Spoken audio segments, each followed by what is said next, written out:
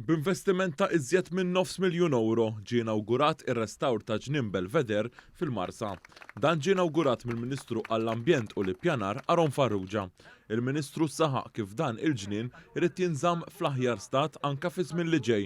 Dan sabiex jitgawda mill-familji u tfal Marsin. Da ġnien hawnhekk kien. Imma kien ilu żmien sħiħ ma' minsi fil-verità mingħajr investiment u ma kienx post sigur fejn tibgħat it-tfal tiegħek jew tara l-anzjani jiġu hawnhekk jgħidu kelma. Allura dak l-investiment li għamilna permezz Ambjent Malta kif ukoll il-Planning Authority u allura dal-ġnien issa huwa bidu għal ġnien ieħor illi huwa fil-bot minn hawnhekk dak ta' Spencer Hill illi huwa investiment ukoll ta' €2 miljun.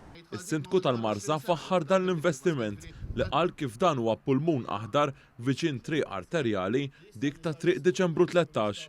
Spjega f'dan il-ġnien fih gradi sabiex jingħalaq bil-ħin u anke kamras tas sigurtà sabiex ikun sigur għal residenti Marsin. Llum jiena kburi ħafna li dal-ġnien issa qed nagħtuh lura lill-poplu, qed nagħtuh lura lill-poplu b'mod differenti, b'mod iktar sigur, b'mod iktar post issa arranġat, għandna l-vaska taħdem, għandna diversi arbuxelli u pjanti li għamilna hawnhekk biex inkomplu nsebħu dan il-ġnien fl-istess ħin is-siġar kollha li kellna żammejnihom u żidna magħhom. Is-Sindku tal-Marsa stieden laqdiet tal-lokalità sabiex f'dan il-ġnien isiru l-attivitajiet għal Marsin.